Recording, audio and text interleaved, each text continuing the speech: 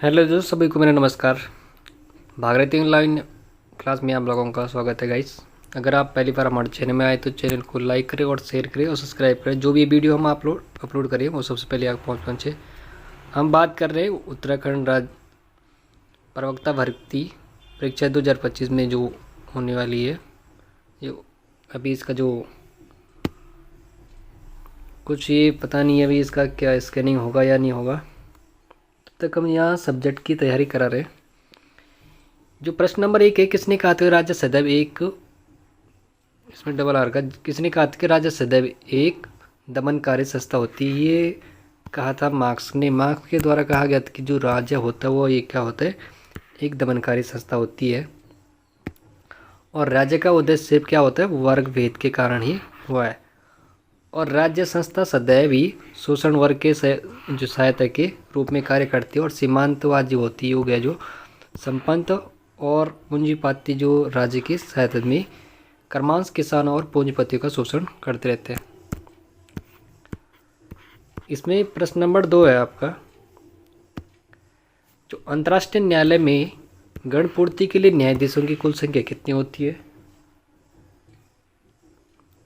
जो अंतर्राष्ट्रीय न्यायालय इसमें जो गणपूर्ति होती है, इसमें जो अंतर्राष्ट्रीय न्यायालय में न्यायाधीशों की जो गणपूर्ति के लिए जो न्यायाधीशों की संख्या होती है 9 होती है गाइस। जो संयुक्त राष्ट्र संघ के 6 अंग है वो आपको पता होनी चाहिए। अंगों में से एक महत्वपूर्ण अंग है अंतर्राष्ट्रीय न्यायालय में भी है। इस न्यायालय में न्यायाधीशों की संख्या 15 होती है जो निर्धारित की गई है, तथा इन न्यायाधीशों का कार्यकाल कितना होता है? इन जो अंतर्राष्ट्रीय न्यायालय में जो 15 न्यायाधीश होते हैं जो निर्धारित किए गए, इनका जो कार्यकाल होता है वो 9 वर्ष का होता है।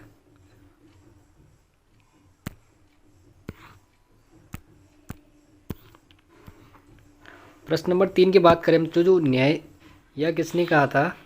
प्रश्न नंबर 3 है, यह किसने कहा था रक्त का संबंध समाज का निर्माण करता है और कालांतर में समाज राज्य को जन्म देता है? किसका कथन है? ये कथन है मैकइवर का। मैकइवर ने कहा था जो कृत स्वजन समूह का जो अर्थ होता है कि जो सगे संबंधियों के समूह को जो रक्त संबंध पर जो आधारित है। रक्त संबंध वह सजातीय या राज्य के विकास में प्रमुखता की भूमिका निभाता है, जिसके परिणाम स्वरूप क्या हो सकते हैं? पहले परिवार, जन, गोत्र और अतः राज्य का जन्म हुआ। मैकइवर के अनुसार रक्त का संबंध समाज का निर्माण करता है और कालांतर में से समाज का राज्य को जन्म देता है। प्रश्न नंबर 4 है, भारत का संविधान अपने नागरिकों को प्रदान करता है, एकल नागरिकता करता है या दोहरी नागरिकता, या कुछ राज्यों में एकल नागरिकता कुछ दोहरी नागरिकता और उपयुक्त में से कोई नहीं? इसमें आंसर है, इसमें जो भारतीय संविधान नागरिकता प्रदान करता है एकल नागरिकता प्रदान करता है।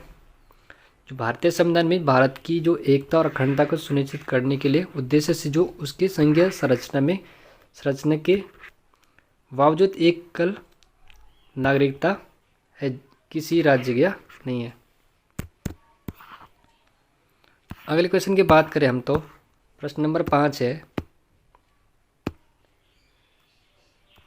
किसी राज्य में राष्ट्रपति शासन किस प्रावधान के अनुसार लगाया जाता है?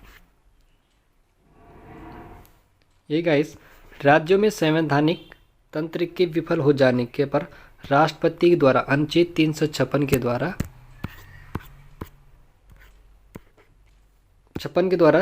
तहत जारी की जाने वाली उद्घोषणा को आम जन बोल चाल की भाषा में राष्ट्रपति शासन कहा जाता है।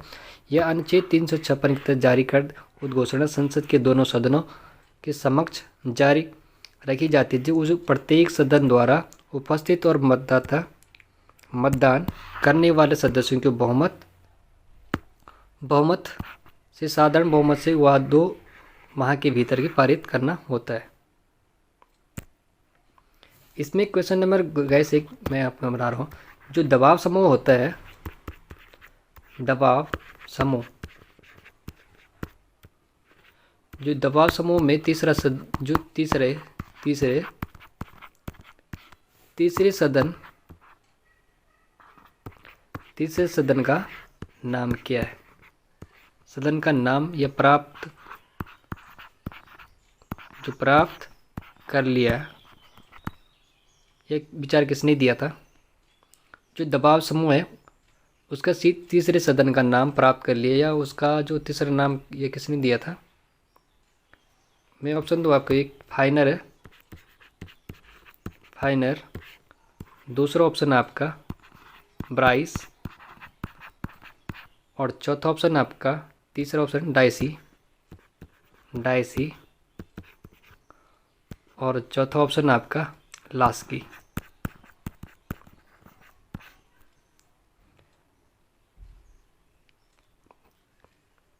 ये दिया था गाइस फाइनल में। जो दबाव समूह है उसने अपने उद्देश्य की प्राप्ति, ये उद्देश्य जो प्राप्ति के लिए जो नीति निर्माताओं को जो प्रभावित करने की बात कही थी, उन्होंने कही थी जो अपने हित और समूह, लॉबिज, गैर या सरकारी संगठन इत्यादि होते हैं, उनमें नामों से पुकारते। इसे फाइनल ने दबाव समूह को अज्ञात साम्राज्य का नाम दिया था, फाइनल। एक क्वेश्चन दूसरा आता है, जो बहुदलीय होता है, जो बहुदलीय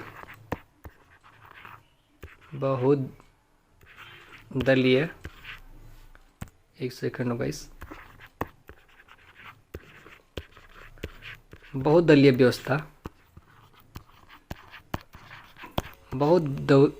व्यवस्था नहीं पाई जाती,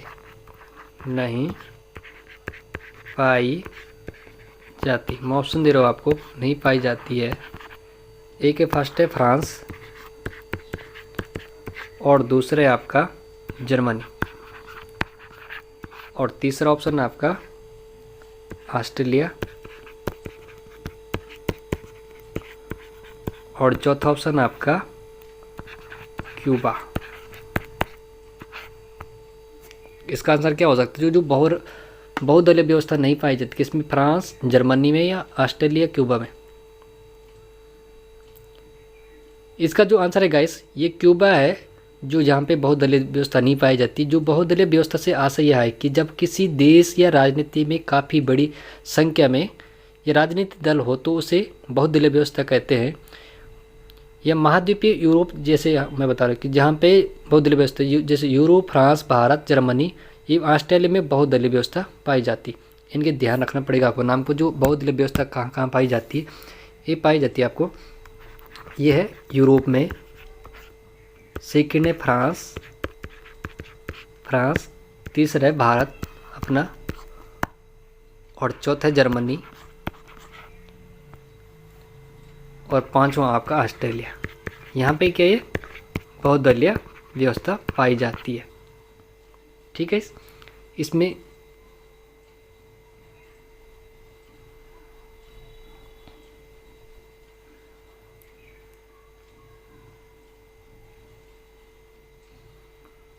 चलो गाइस, सब इसके नेक्स्ट प्रश्न की बात करें हम। प्रश्न नंबर 6 पे आते हैं। यह कथन किसका है कि जो कथन है गाइस, राज्य कानून का शिशु व माता पिता दोनों है। ये किसका कथन है? ये कथन है गाइस मैकाइवर का। मैकाइवर ने कहा था जो राज्य कानून का शिशु व माता पिता दोनों है। मैकाइवर बहुलवादी विचारक है। मैकाइवर का मानना था कि कानून राज्य या राज्य की उत्पत्ति से पहले मौजूद था, और राज्य तो केवल कानून की घोषणा करता है, उसका सृजन करता है। इसी आधार पर मैकाइवर का कहना है कि कानून राज्य के पहले होने के कारण पिता कहा जाता है, जबकि राज्य द्वारा संरक्षित होने के कारण राज्य के शिशु के समान है। ये मैकाइवर का कहना था। प्रश्न नंबर 7 की बात करें हम तो, जहाँ कानून नहीं है वहाँ स्वतंत्रता नहीं है। यह कथन किसका है? जहाँ कानून नहीं है वहाँ स्वतंत्रता नहीं है, कथन किसका है? यह कथन है जॉन लॉक का। प्रश्न नंबर 8 है, साम्राज्यवाद पूंजीवाद की अंतिम अवस्था है। यह कथन किसका है? ये कथन है लेनिन का। साम्राज्यवाद पूंजीवाद की अंतिम अवस्था है। ये कथन किसका है? ये कथन दिया था लेनिन ने। प्रश्न नंबर जो 8 है, साम्राज्यवाद पूंजीवाद की अंतिम अवस्था, या ये कथन ये हो गया। ग्राम पंचायत अपने सभी कार्यों के लिए उत्तरदायी है, यह क्या है? कौन हो सकता है ग्राम पंचायत? सरपंच के प्रति उत्तरदायी होता है, या ग्राम सभा के प्रति उत्तरदायी, या क्षेत्रीय समिति के प्रति उत्तरदायी होता है, या जिलाधिकारी के प्रति उत्तरदायी होता है? जो ग्राम पंचायत होती है वो अपने सभी कार्यों के उसके प्रति उत्तरदायी होती है।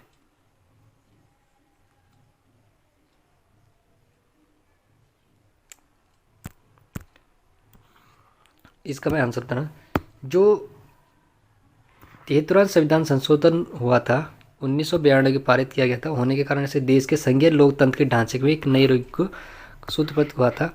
और जो पंचायती राज संस्थाओं को जो संवैधानिक दर्जा प्राप्त हुआ, इस संशोधन को संवैधानिक दर्जा प्राप्त हुआ। इस संशोधन द्वारा संविधान के भाग 9 को पुनः क्या कर दिया था, स्थापित कर उसे क्या कहा, 16 नए अनुच्छेद और 11वीं जो अनुसूची थी जोड़ी गई थी। इसमें ग्राम पंचायत अपने सभी कार्यों के लिए ग्राम सभा के प्रति उत्तरदायी होता है। ठीक है।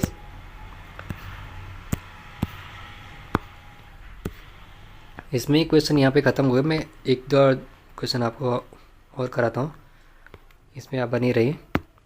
अगर आपको हमारे चैनल में ऐसी वीडियो मिलती रहे तो आप हमारे चैनल को लाइक करें, शेयर करें और सब्सक्राइब करें, अपने दोस्तों में शेयर करना बोले। प्रश्न नंबर हम दूसरा करते हैं। ये 8 या 18 जो भी क्वेश्चन हुए हैं, इसमें नेक्स्ट क्वेश्चन है जो शार्क है, शार्क जिसे बोलते हम दक्षिश कब और औपचारिक तौर पर स्थापित किया गया था?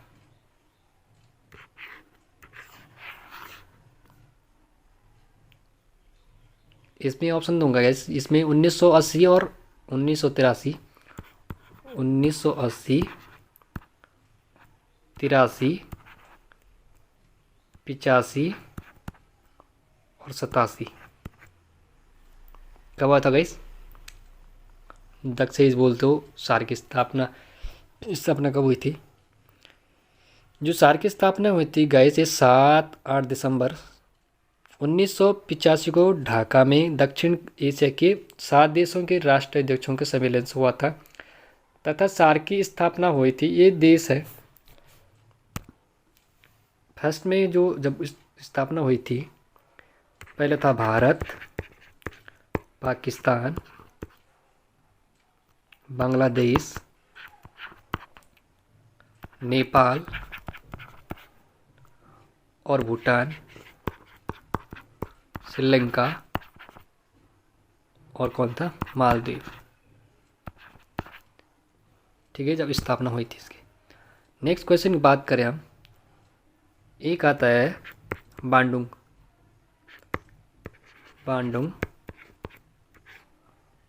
सम्मेलन।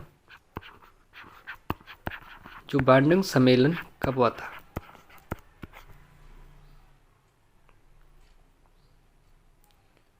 इसमें ऑप्शन आपका 1954, 1955 और 1956, 1954, 55, 56 या 59 में।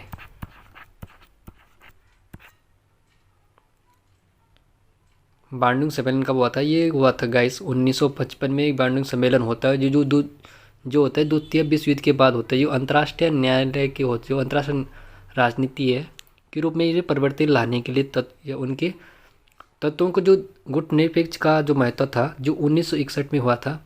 ये जो 1961 में हुआ था तो बेलग्रेड शिखर सम्मेलन में भाग लेने के लिए हुआ था, जो इसमें गुटनिरपेक्ष देश हुआ करते थे।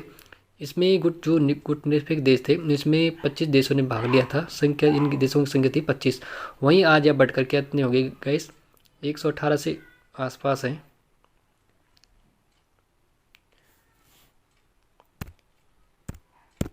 एक क्वेश्चन और हो रहा है।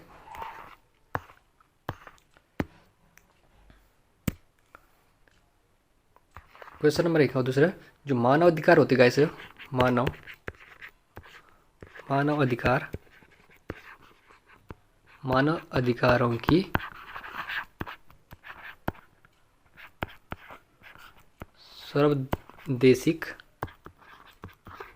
सर्वदेशिक घोषणा कब की गई थी?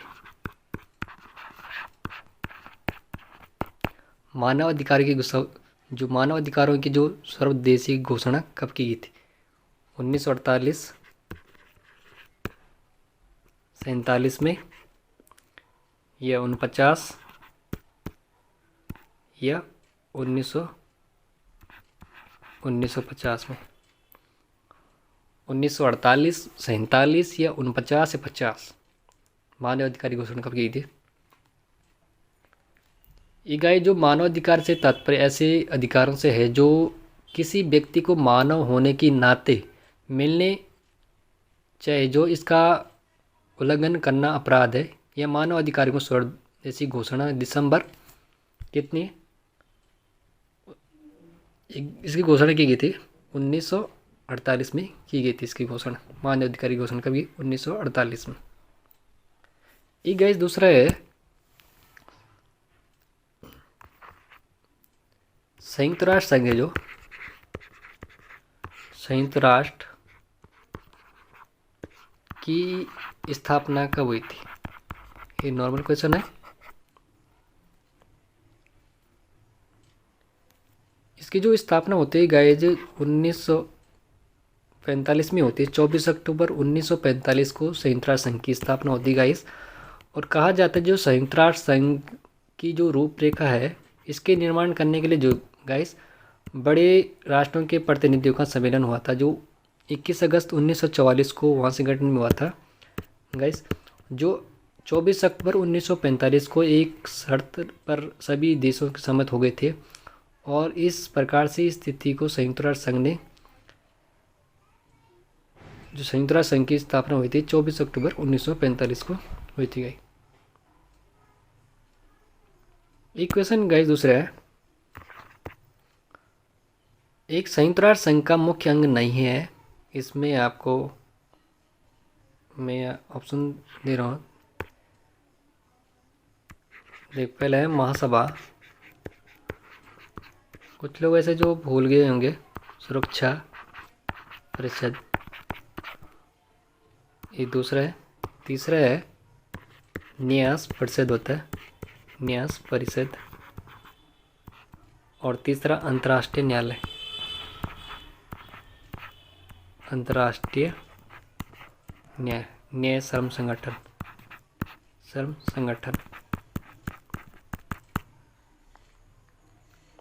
कौन सा नहीं हो सकता गाइस? इसमें जो मैंने लास्ट में लिखा था अंतर्राष्ट्रीय श्रम संगठन, ये अंतर्राष्ट्रीय जो संघ है इसका अंग नहीं है। इसमें जो अंग है इसके गाइस मैं बता दे रहा हूँ। संयुक्त राष्ट्र के कुल 6 अंग है गाइस। कुल कितने अंक है? 6 अंक है। इसमें फर्स्ट है गाइस महासभा, सेकेंड है सुरक्षा परिषद, और तीसरा है न्यास परिषद, और चौथा है आपका अंतर्राष्ट्रीय न्यायालय, और पांचवा आ गया इस आपका सचिवालय, और छठा है आपका आर्थिक एवं सामाजिक परिषद।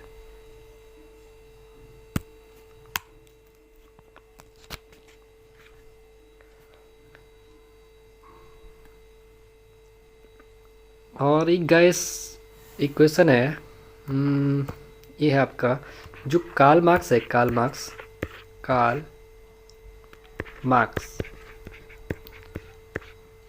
कार्ल मार्क्स और एफ एंगल्स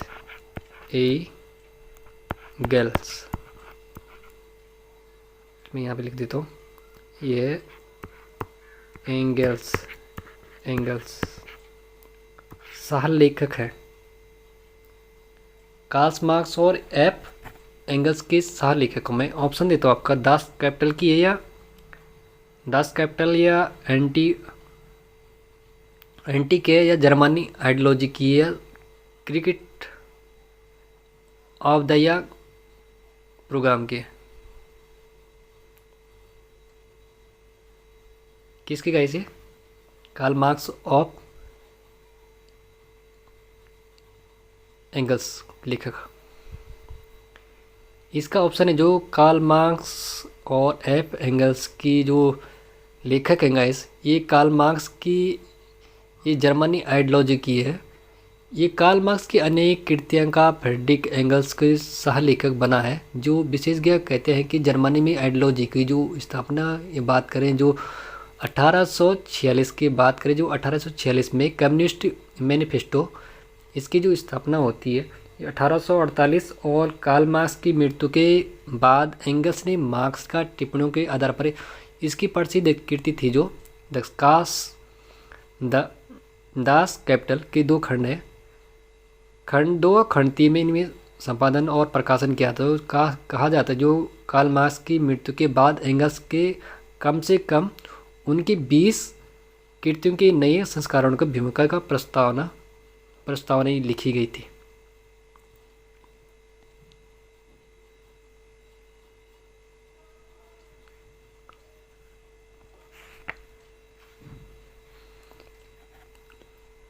एक क्वेश्चन गाइस है, नेक्स्ट है जो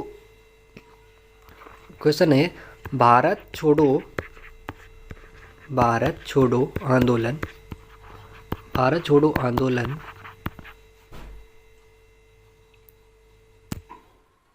चलो गाइस, थैंक यू, धन्यवाद, मिलते हैं नेक्स्ट वीडियो में।